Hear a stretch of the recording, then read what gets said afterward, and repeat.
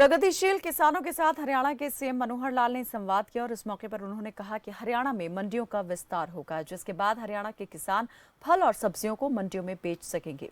पहले इसके लिए लोग दूसरे राज्यों पर निर्भर रहते थे। साथ ही उन्होंने कहा कि जब से हरियाणा में बीजेपी की सरकार बनी है, तब से किसानों के हित में ही काम किए जा रहे हैं। ऐसे में जल्द ही हमारी किसानों की आय दोगुना करने की जो योजना है, जो लक्ष्य है, वो जल्द पूरा होगा।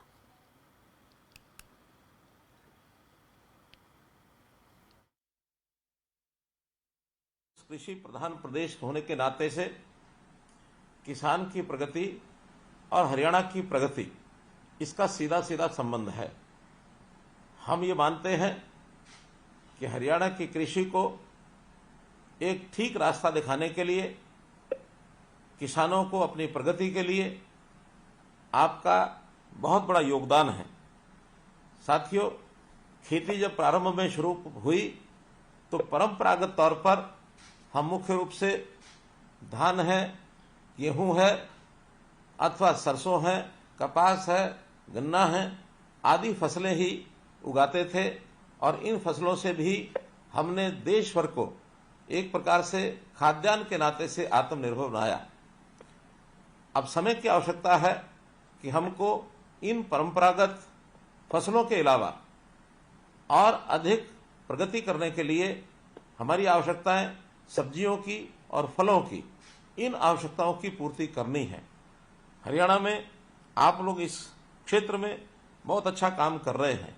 सब्जियां विशेष तौर पर हमारे वर्ष भर की, भले ही मौसम के हिसाब से सब्जियां अलग अलग होती हैं, लेकिन संयोग से 12 महीने लगातार कोई ना कोई यानी सब्जी की फसल ये उगाते हैं। मौसम के हिसाब से ही उनका उपयोग होता है।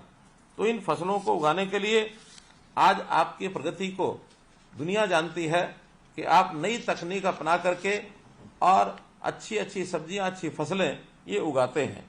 उसकी बिक्री के लिए जैसा हमारी आवश्यकताएं, स्थानीय आवश्यकताओं को तो हम पूरा करते ही हैं, लेकिन जहाँ बड़ी मार्केट है उसका भी हम एक प्रकार से पूर्ति करते हैं। हम अपनी सब्जी और फल बेचने के लिए अभी तक तो आजादपुर मंडी इसके ऊपर निर्भर थे, लेकिन सौभाग्य है कि हमने हरियाणा में भी इस प्रकार की मंडियों का विस्तार करना शुरू किया है।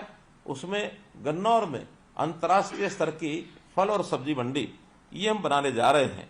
तो इस मंडी के बनने के बाद हमारे हरियाणा के किसानों को फल और सब्जी बेचने के लिए बहुत सुविधा होगी और हम न केवल अपने प्रदेश में बल्कि देश और दुनिया में भी अपने फल और सब्जियों को बेच सकेंगे, भेज सकेंगे। मित्रों, हम जो नई तकनीक और नए ज्ञान का उपयोग करते हैं अपने कृषि क्षेत्र को बढ़ावा देने के लिए, इसकी प्रेरणा अन्य किसानों को भी मिलती है और बहुत से किसान धीरे धीरे इस ओर आगे बढ़ रहे हैं कि फल और सब्जी की खेती करने के लिए पॉली हाउस है, हाईटेक ग्रीन नेट है, नेट हाउस है। तो इस प्रकार आधुनिक जो तकनीक है उसके लिए हम आगे बढ़ रहे हैं। और प्रधानमंत्री जी ने हमें पानी की बचत करने के लिए भी जो एक फॉर्मूला दिया है कि पर ड्रॉप मोर क्रॉप, इस अवधारणा पर चलते हुए हमने ड्रिप सिंचाई, माइक्रो इरिगेशन, इसका भी जो उपयोग शुरू किया है, इसका बहुत बड़ा लाभ होगा।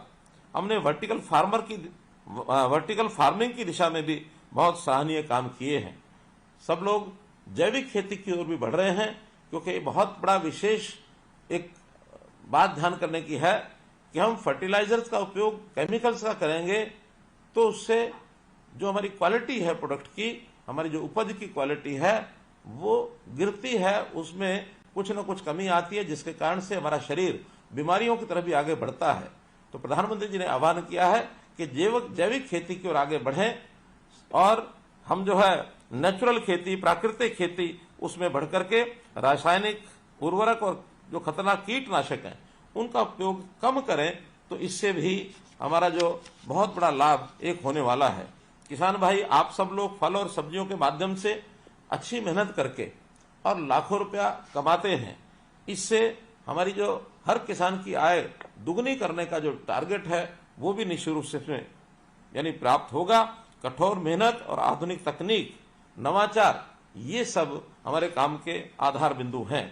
हम कई किसानों ने लीक से हट करके उपभोक्ताओं तक सीधा अपने उत्पाद पहुंचाए हैं और इसके अंदर फल और सब्जी न केवल सीधा बेचा है बल्कि वैल्यू एडिशन करके भी हमने कुछ उद्योग स्थापित करके और इन कामों को भी आगे किया है। इससे भी हमारी आमदन बढ़ी है। मित्रों, हरियाणा सरकार की नीतियां हमेशा किसान के साथ रही हैं, चाहे वो फसल की बुआई से पहले की कुछ आवश्यकताएं हो किसान की, अथवा फसल की बुआई के बाद हो, अथवा कटाई से पहले हो, कटाई के बाद हो, हर समय सरकार वो आपके साथ खड़ी है। अर्थात बीज से लेकर बाजार तक ये जो किसान के साथ हम खड़े हैं, ऐसी हमारी नीतियां हैं। हम प्रगतिशील जो किसान भाई बहन हैं, उनकी विकास यात्रा में सरकार बहुत प्रकार की योजनाएं बनाती है और इन योजनाओं के कारण से आपको उसका लाभ मिलता है। फल और सब्जी के अलावा मधुमक्खी पालन, इसमें भी हमने जो कार्यक्रम किया है, हमारा उत्कृष्ट केंद्र इजराइल की सहायता से रामनगर कुरुक्षेत्र के अंदर जो शुरू हुआ है, इसका अपना एक लाभ हुआ है।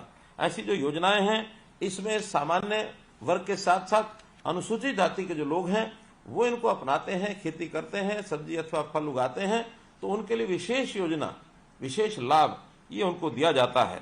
अगर सामान्य किसानों को 50% की सब्सिडी दी जाती है तो अनुसूचित जाति के किसानों को 85% तक भी सब्सिडी ये दी जाती है।